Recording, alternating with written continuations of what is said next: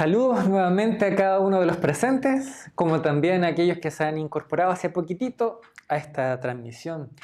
Dios les bendiga y en este momento vamos a pasar una breve reflexión en torno a la palabra de Dios, que dicho sea de paso, para nosotros como cristianos la Biblia es el lugar donde hallamos sus pensamientos y su voluntad para con nosotros. Y en esta ocasión vamos a leer una parábola hallada en el libro del Evangelio según San Lucas. Y quizás es una parábola, en el capítulo 18, verso 1, que tal vez tú ya conoces un poquito, o tal vez mucho, pero de todas maneras espero que Dios traiga luz a nuestra vida a través de su Espíritu Santo en este mediodía y que como consecuencia de eso pueda haber fruto en nuestra vida. Así que te invito a que en estos breves minutitos podamos disponer nuestra actitud, nuestra atención, a escuchar palabra de Dios. En el nombre del Señor. Dice así el verso 1 en adelante. Si tú no tienes la Biblia allí donde te encuentras, puedes leer junto con nosotros acá en pantalla, por cierto. La versión es la Reina Valera del año 1960. Verso 1. También le refirió Jesús una parábola sobre la necesidad de orar siempre y no desmayar, diciendo: había en una ciudad un juez que ni temía a Dios ni respetaba a hombre. Había también en aquella ciudad una viuda la cual venía a él diciendo: hazme justicia de mi adversario. Y él no quiso por algún tiempo, pero después de esto dijo dentro de sí: aunque ni temo a Dios ni tengo respeto a hombre, sin embargo, porque esta viuda me molesta, le haré justicia, no sea que viniendo de continuo me agote la paciencia. Y dijo el Señor: oíd lo que dijo el juez injusto. De alguna u otra forma, pongan atención. ¿Y acaso Dios no hará justicia a sus escogidos que claman a Él día y noche? ¿Se tardará en responderles? Os digo que pronto les hará justicia. Pero cuando venga el Hijo del Hombre, ¿hallará fe en la tierra?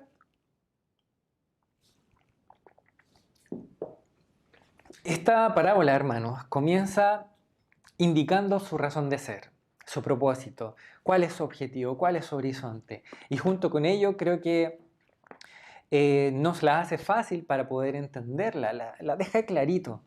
Y de hecho la enseñanza que deja nuestro Señor es entender la importancia que tiene el orar siempre, sin desmayar, sin desfallecer en el intento.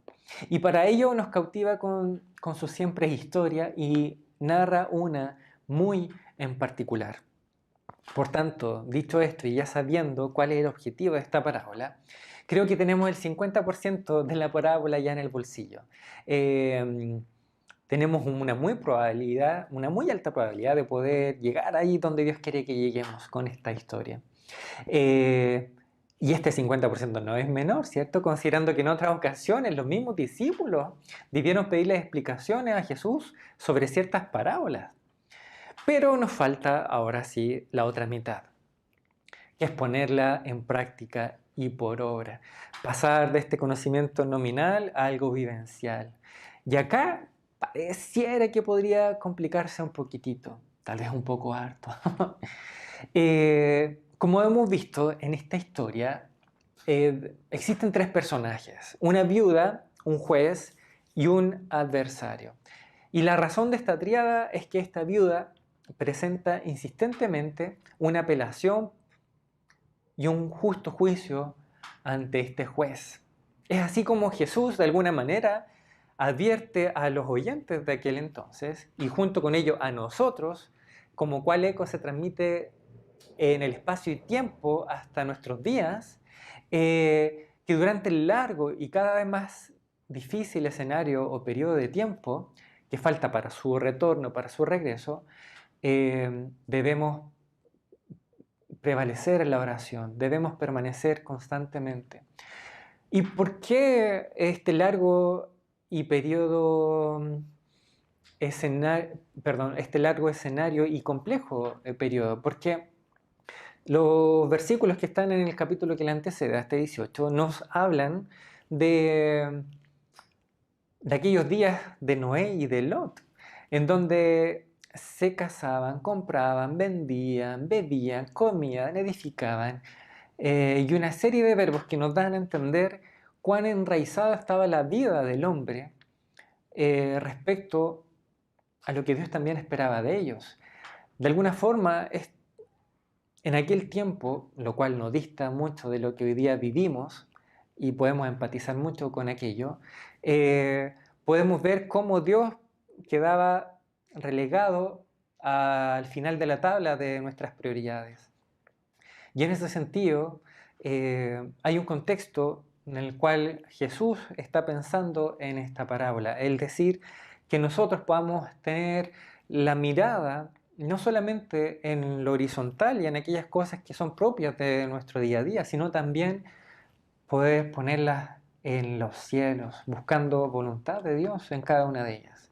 Y es así como el versículo 2 nos presenta a este juez que ni temía a Dios, ni que respetaba a hombre, y hacía lo que le daba su regalada gana, lo que le placía, sin preguntar, por ejemplo, jamás, ¿qué esperará Dios que haga en esta ocasión? Un juez sin ningún amor por la justicia y por buscar veracidad en los hechos. Y en cuanto a la compasión por los oprimidos, lamentablemente, ésta se encontraba muy distante y escaseaba en sus juicios. Lo que nos enseña la Escritura relacionado a las viudas es algo extraordinariamente hermoso e importante, hermanos. Cómo Dios las protege, cómo Dios las cuida y cómo Él espera que nosotros podamos atenderlas con amor y bondad. Cómo Él bendice, por ejemplo, a los que ayudan a las mujeres viudas. Y por su contraparte, cómo castiga también a quienes las perjudican. Y de esto la Biblia habla mucho, tanto en el Antiguo Testamento como en el Nuevo. Es así que podemos ver en Éxodo, Deuteronomio, en Salmos, pensamientos de Dios al respecto. El juez y la viuda se nos dice que vivían en la misma ciudad. Y esto conduce a un confrontamiento por la situación que la viuda está pasando. Ella venía continuamente a él diciéndole, concédeme justicia contra mi adversario. Esta viuda había sido tratada injustamente, claro está, aunque no se nos señala la razón por la cual ella reclama justicia. Alguien quizás pudo haberle quitado lo poco que tenía, o quizás puede haber prevenido que ella recibiera lo que correspondía legalmente. Así que ella fue ante este juez esperando que éste confirmara su reclamo y le diera lo que ella exigía justamente. Sí. Sin embargo, vemos que este juez indiferente rehúsa tajantemente atender a esta mujer y como consecuencia ella vuelve a casa con tristeza, con desilusión, porque sabía que su causa era justa. Así que ella en unos días decide volver repetidamente, constantemente.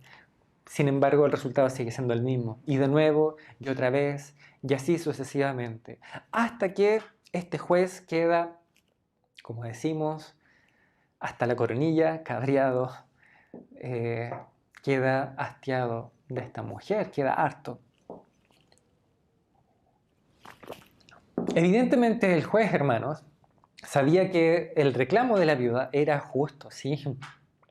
Sin embargo, fue la perseverancia de esta mujer lo que finalmente ocasiona un punto de inflexión en la historia.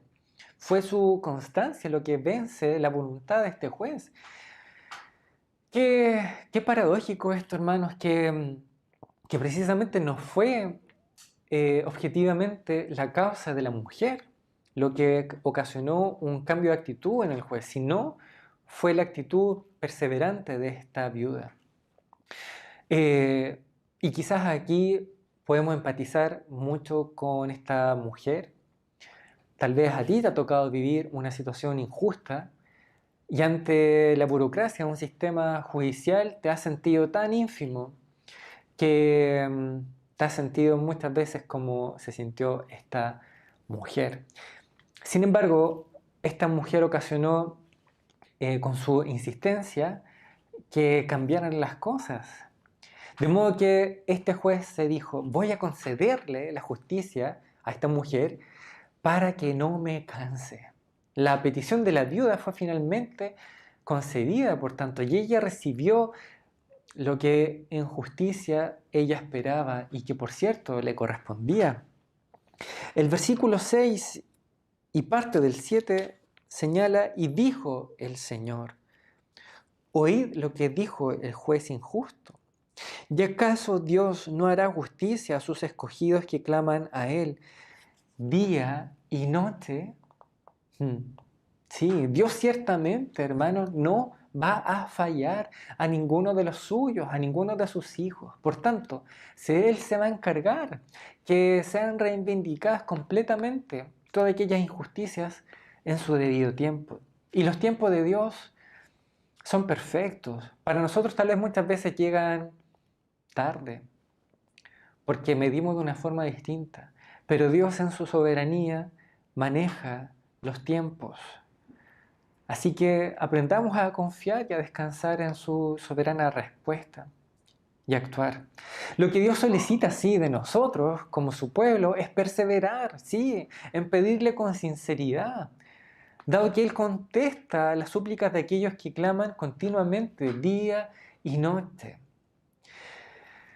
Llegado el tiempo apropiado, hermanos, el Señor va a actuar muy prontamente para con sus hijos.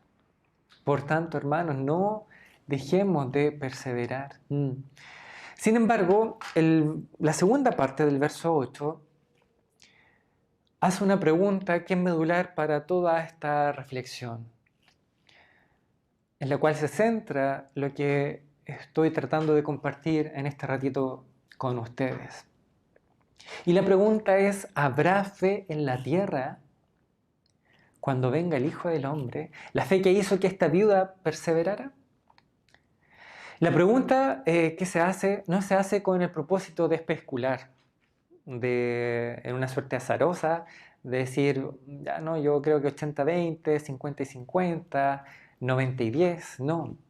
Sino se hace con el propósito de que tú y yo nos hagamos un autoexamen y que cada uno de nosotros pueda responder no solo verbalmente, sino lo que nuestros hechos puedan decir al respecto, dado que el lenguaje de la fe son las obras, y sin esta es imposible agradar a Dios. Esta fe, hermanos, es la que va a permitir manifestar y evidenciar de alguna manera nuestra oración perseverante ante las injusticias que podamos enfrentar, sí. Cuando venga el Hijo del Hombre, una frase que se usa mucho para referirse a Jesús, y él mismo la usó de sí mismo, porque él de alguna manera, él quería situarse en la horizontalidad con los suyos, poder humanizar su reino, su ministerio entre los suyos, a diferencia de muchos que querían entronarlo como un rey que traería justicia y provisión para lo que estaba viviendo el pueblo de Israel en aquel entonces. Sin embargo, él muchas veces se definió así como el Hijo del Hombre a fin de dar a entender que su reinado no era aquel que icónicamente se esperaba con una barra de hierro y que pudiera redimir de la opresión al pueblo de Israel. Muchas veces se le quiso proclamar como rey por lo que él ofrecía y propiciaba con tantos milagros y tantos peces. Claro, ¿cómo alguien no va a querer un rey con ese grado de prosperidad, cierto? Sin embargo, él usó estas palabras para dar a entender que su reinado era distinto, el que quería impartir e implantar en nosotros y en los suyos. Por tanto, hermanos, nos corresponde poder hacernos cargo de esta pregunta. Esta fe que va a permitir manifestar en nuestra oración y en la perseverancia que mostremos en ella todas las injusticias que podamos enfrentar. Y aquí, de forma resumida, podemos ver dos tipos de jueces. La Biblia nos enseña que en estos dos tipos de jueces hay jueces humanos que son injustos y Dios que es un juez justo. Sí. ¿Y cuáles son estas características, hermanos? Por una parte, en el versículo 2 al 4 se nos señala cómo es el juez humano de la parábola? En primer lugar, que no respetaba al hombre. En segundo lugar, que no temía a Dios. En tercero, que demoraba injustificadamente sus decisiones. Y que en cuarto lugar, actuaba por impulsos más bien emocionales y no por un deseo y un sentido de justicia. Por otra parte, de forma contraria, en la otra vereda, tenemos otro paralelo. Tenemos al juez divino de la parábola, a nuestro Dios, que respeta al hombre en primer lugar, que atiende sus peticiones todo el tiempo. En tercer lugar, que no lo hace esperar. Y en cuarto lugar, que actúa por amor de sus escogidos y por su naturaleza de justicia. Sí. Querido amigo que nos visitas, hermanos presentes, yo les quiero hacer algunas consultas. ¿A qué juez nos hemos estado acercando en este tiempo? ¿A qué jueces hemos acudido en este tiempo de tanta tensión sociopolítica que estamos viviendo en estos días? Y no solo en nuestro país, sino en el mundo. Y cuando nos hemos acercado y cuando nos acerquemos de aquí en adelante, ¿qué injusticias serán las que nos mantendrán más ocupados en la oración? ¿Qué injusticias son las que nos van a motivar a ser perseverantes y a no desfallecer en el intento? ¿Serán acaso solo aquellas que me atañen a mí y nadie más que a mí? ¿Solamente a mí? ¿Serán situaciones de las cuales yo sea el centro solamente? Porque puede ser, hermanos, todo nos hace pensar que nosotros somos el centro del universo y que todo debe girar en torno a nosotros. Y quizás el motivo de nuestra oración se basa en mi yoísmo, en mi egocentrismo, en lo que me atañe a mí, en lo que me pasa a mí, pobre de mí. Serán situaciones que para mí son injustas, pero que tal vez para Dios, como juez justo, quizás son más bien vanidades. ¿Serán injusticias sociales? Y vaya qué importante es poder atender este tipo de situaciones, no desentendernos como cristianos de estas situaciones, de lo que estamos viviendo, como les decía, como país y a nivel mundial. Creo que durante mucho tiempo nosotros como cristianos quizás hemos estado en esta disyuntiva, en esta discusión respecto de cuál es el medio más eficaz para transformar al mundo, para dar a conocer el Evangelio. Si mediante un testimonio verbal o mediante la acción social que podamos hacer. Y la verdad es que estas dos formas son inseparables. Creo que hacemos mal cuando las divorciamos. Y de hecho, creo que lo que las une es precisamente la oración, sí.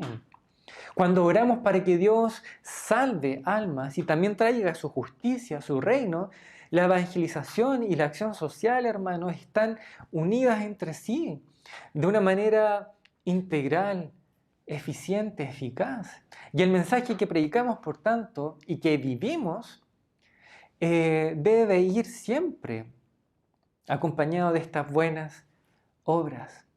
Que hay acerca de otras injusticias, por ejemplo, espiritual. La injusticia que trae el pecado y que por tanto separa a Dios del hombre. En este mundo tan globalizado, hermanos, con tantas facetas ya digitales en nuestra vida, en el día a día, creo que también es injusto, por ejemplo, que aún existan etnias, pueblos que aún, por ejemplo, no conocen a Jesús por no tener la Biblia en su lengua, en su dialecto, y que por tanto no conocen a este Señor y la obra que Él hizo en la cruz por amor a ellos también. ¿Nos importarán este tipo de situaciones que pueden ser un poco o mayormente injustas? O tal vez solo debiera ser preocupación, carga para quienes tienen un llamado especial a estos pueblos alcanzados. Gracias a Dios por el rico tiempo que estamos viviendo como iglesia, hermanos. me siento bendecido y honrado por lo que Dios nos ha permitido vivir en este tiempo, en donde tras varios años hemos podido enviar a nuestros primeros misioneros, Seba, Pía y los niños.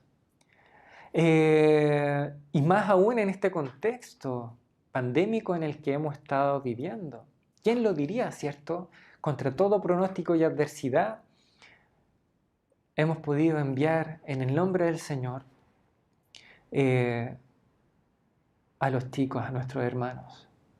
Así es Dios, soberano y dueño de todo momento. Es grande nuestro Dios. Creo que Dios ha estado tratando a través de esta situación con nosotros como iglesia local, y saben que lo va a seguir haciendo. Y creo que lo hará de maneras que ni siquiera imaginamos. Por tanto, hermano, yo te animo a que tú puedas tener altas expectativas, ¿sí? Y a seguir orando incansablemente para que la extensión del Evangelio pueda desplegarse como nunca antes, como lo han sido estos últimos 2 siglos, en donde en la historia de cómo ha crecido el Evangelio estos últimos 200 años, se ha crecido más que en toda la historia del Evangelio. Sí, gracias a Dios por aquello. Pido a Dios que nos transforme en una iglesia con un corazón misionero, una iglesia en donde tengamos un corazón sensible por aquellos que se pierden sin Cristo, un corazón con tal amor de Dios que a pesar de no conocer a esas personas, nuestra oración pueda reflejar un profundo deseo por su salvación y que por tanto persevera en esa petición, en esa oración para que el Evangelio se siga desplegando a través de nuestra vida, de nuestra familia, de nuestro trabajo, de nuestro servicio, de lo que somos.